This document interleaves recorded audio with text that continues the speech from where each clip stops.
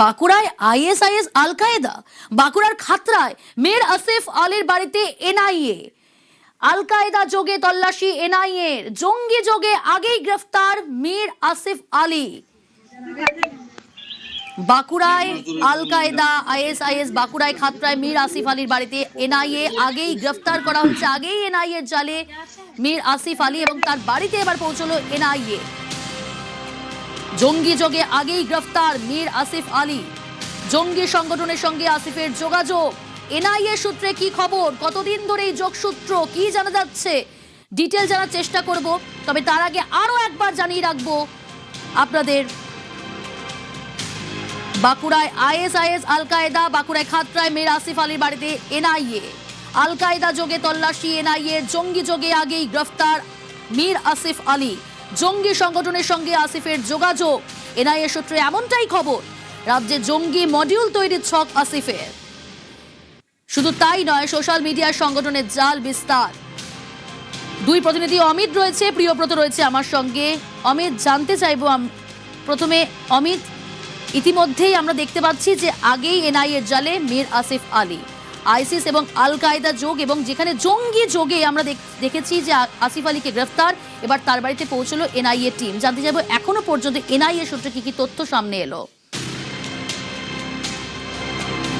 দেখো, মীর আসিফ আলী আগেই জঙ্গি যোগে গ্রেপ্তার হয়েছেন এবং তার বাড়িতে গতকাল এনআইএর তরফে অভিযান চালানো হয়। তোমাকে জানিয়ে রাখবো যে বিদেশের মাটিতে বসে ভারতীয় যুবকদেরকে টার্গেট করা এবং তাদের মধ্যে আইসিস এবং আল কায়েদার মতাদর্শকে স্প্রেড করা বা ছড়িয়ে দেওয়া এবং তাদেরকে কাজে লাগিয়ে ভারতের মাটিতে একটা অচলাবস্থা, অস্থিরতা তৈরি করা, এই টার্গেটই করা হয়েছিল এই সমস্ত জঙ্গি সংগঠন বা জঙ্গি মডিউলের তরফে।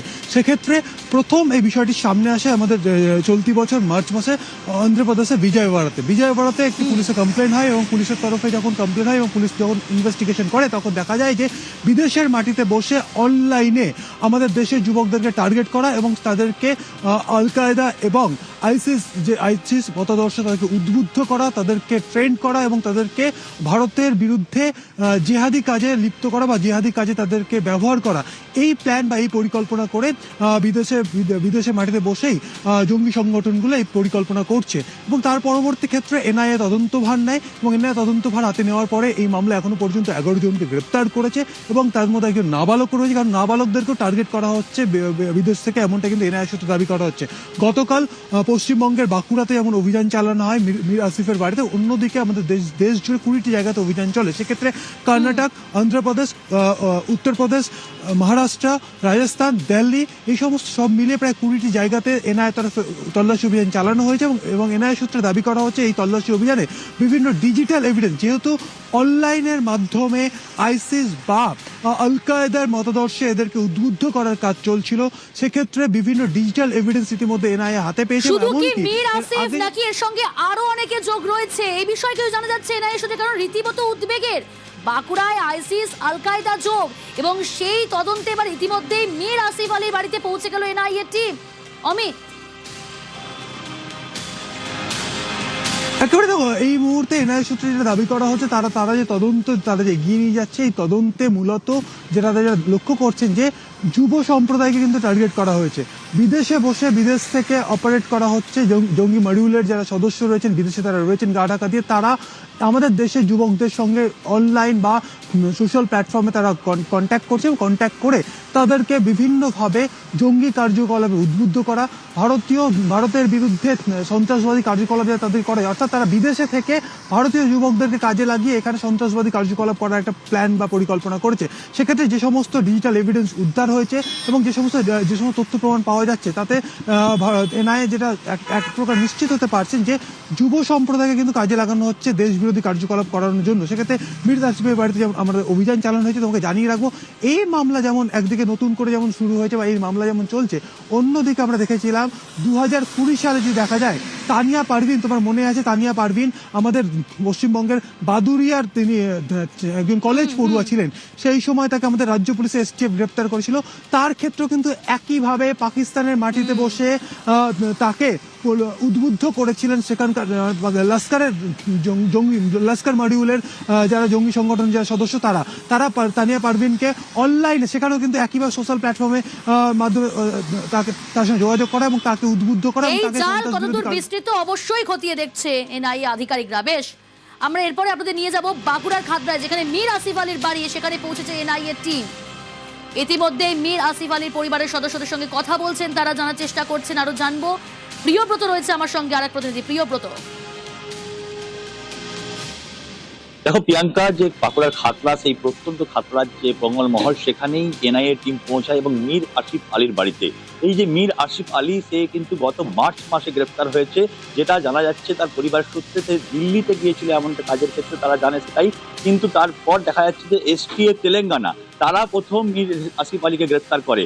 যে জঙ্গি মডিউলের কথা বলা হচ্ছে, সেই জঙ্গি সংগঠনের 3 জন সদস্যকে তারা এসটিএফ তেলেঙ্গানা তারা গ্রেফতার করেছিল এবং তাদের কাছ থেকেই যে সমাজ মাধ্যম, সেখানে কিন্তু বেশ কিছু যোগাযোগ এই মীর আসিফ আলীর পাওয়া যায় এবং সেই সূত্র ধরেই খাতড়ার খড়বনের এই মীর আসিফ আলীকে গ্রেফতার করে এনআইএ। তারপর কিন্তু প্রায় 3 থেকে 4 মাস কেটে গিয়েছে। এরপর এনআইএ তদন্ত শুরু করেছে এবং গতকাল 5 সদস্যের এনআইএ টিম তারা কিন্তু এই খাতড়ার খড়বনে মীর আসিফ আলীর বাড়িতে পৌঁছায় এবং ছাপা মারে, গোটা গাড়ি তছনছ করে খোঁজা হয় এবং কোনো রকম ডকুমেন্টস রয়েছে কিনা বা মীর আসিফ আলীর সঙ্গে কোনো জঙ্গি মডিউল, যেটা সূত্র ধরে এই এনআইএ সূত্র ধরে এসছে, যেখানে প্রথমে এসটিএফ তারপরে এনআইএ, এই তদন্তের কোনো যোগ রয়েছে কিনা বা যোগ থাকলে তার সঙ্গে কার যোগ রয়েছে, আল কায়দা বা অন্য কোনো সংগঠন মূলত যে জঙ্গি মডিউল তৈরি করা, সেটা কি সমাজ মাধ্যমে বা সামাজিক মাধ্যমে কোনোভাবে যোগাযোগ ছিল এই মীর আসিফ আলীর সঙ্গে, সেই সব তথ্য কিন্তু যাচাই করে এই 5 সদস্যের দল এবং দীর্ঘক্ষণ তদন্ত করে জিজ্ঞাসাবাদ করে তার পরিবারের লোকজনকে। তারপর কিন্তু তারা বেরিয়ে যায়। মূলত যে পরিবারের লোকজন বা যারা স্থানীয় মানুষজন, তারা দেখেছে পুলিশ এসছে, পুলিশ কিন্তু তদন্ত করছে, বা এনআইএ না এসটিএফ তারা কিন্তু কেউই যায় না।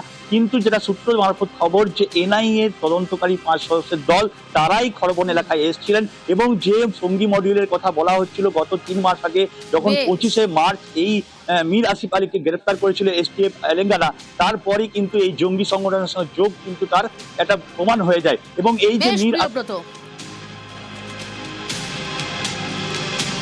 আমরা প্রথমে খবর পাইনি যে এটা এনআইএ টিম। আমরা দেখলাম যে এখন পেরিয়ে যাচ্ছিলাম, পেরিয়ে যেতে যেতে দেখলাম যে এখানে প্রচুর পুলিশ ফোর্স, এমনকি বাইরের থেকেও দেখলাম অনেক ফোর্স আছে, আমাদের এখানে থানা থেকেও অনেক ফোর্স আছে। এমনকি আমরা জানতে চাইলাম ব্যাপারটা, কিন্তু আমাদেরকে সেখানে কোনো রকম ভাবে এন্ট্রি দেওয়া হয়নি।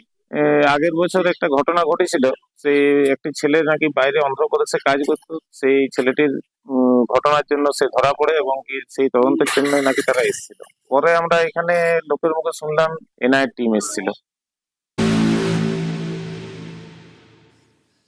পুরো নিয়োগ দুর্নীতিতে mastermind Sujit Basu, chargesheet দেওয়া হলো। তৃণমূল জমানার দমকল মন্ত্রীকে মূল অভিযুক্ত করে চার্জশিট জমা দিল এনফোর্সমেন্ট ডিরেক্টরেট। ইডির দাবি, দক্ষিণ দমদম পুরসভাতেই 340 জনের চাকরির সুপারিশ করেন সুজিত বসু। পুরো নিয়োগ দুর্নীতিতে মাস্টার মাইন্ড সুজিত বসু, তৃণমূল জমানার দমকল মন্ত্রীকে মূল অভিযুক্ত করে এই চার্জশিট জমা দিল এনফোর্সমেন্ট ডিরেক্টরেট। অমিত রয়েছে আমার সঙ্গে সরাসরি। অমিত, ইডির তরফ থেকে কি দাবি করা হলো, চার্জশিটে কি উল্লেখ করা হলো? দেখো, ইডির তরফে প্রাক্তন মন্ত্রী সুজিত বসুর বিরুদ্ধে পুরসভা নিয়োগ ও দুর্নীতি মামলাতে চার্জশিট জমা দেওয়া হয়েছে ইডি স্পেশাল কোর্টে এবং এটি প্রথম সাপ্লিমেন্টের চার্জশিট, যেখানে সুজিত বসুর বিরুদ্ধে সরাসরি অভিযোগ আনা হচ্ছে ইডির তরফে যে দক্ষিণ দমদম পুরসভাতে যে নিয়োগ দুর্নীতি বা নিয়োগের ক্ষেত্রে যে বেনিয়ম হয়েছিল, তার মাস্টার মাইন্ড এই সুজিত বসু দক্ষিণ দমদম পুরসভার ভাইস চেয়ারম্যান থাকাকালীন সেখানে যে নিয়োগ প্রক্রিয়া সম্পন্ন হয়েছিল, সেখানে 340 জন চাকরি প্রার্থীর হয়ে সুজিত বসু নিজে সুপারিশ করেছিলেন এবং চাকরি প্রার্থী পিছু 6 লক্ষ টাকা করে তিনি নিয়েছেন, এমনটাই ইডির চার্জশিটে উল্লেখ করা হয়েছে। এবং একই সঙ্গে যে 250 কোটি টাকা স্ক্যাম, অর্থাৎ এই পুরসভা নিয়োগ দুর্নীতি মামলা 250 কোটি টাকা স্ক্যাম, যে স্ক্যামের 20 কোটি টাকা নিজের হাতে এসেছে বা নিজের পকেটে রয়েছে সুজিত বসু, এমনটাই সুজিত বসুর বিরুদ্ধে চার্জশিটে অভিযোগ আনা হয়েছে ইডির তরফে। সুজিত বসু নয়, সুজিত বসুর ছেলে সমুদ্র বসু এবং তার 2 সংস্থা, তাদের বিরুদ্ধে ইডি তাদেরকে অভিযুক্ত দেখিয়ে চার্জশিট দিচ্ছে এবং চার্জশিট দেওয়া হয়েছে নগর উন্নয়ন দপ্তরের ডিএলপির যিনি ডিরেক্টর ছিলেন তৎকালীন জ্যোতিষ্মান চট্টোপাধ্যায়, যিনি আইএএস অফিসার, যার মাধ্যমে এই নিয়োগ প্রক্রিয়াগুলো সম্পন্ন হয়েছে, তার বিরুদ্ধেও চার্জশিট দেওয়া হয়েছে এবং তার বিরুদ্ধেও 3 কোটি টাকা নেওয়ার অভিযোগ রয়েছে, এমনটাই পুরো নিয়োগ দুর্নীতিতে মাস্টার মাইন্ড সুজিত বসু।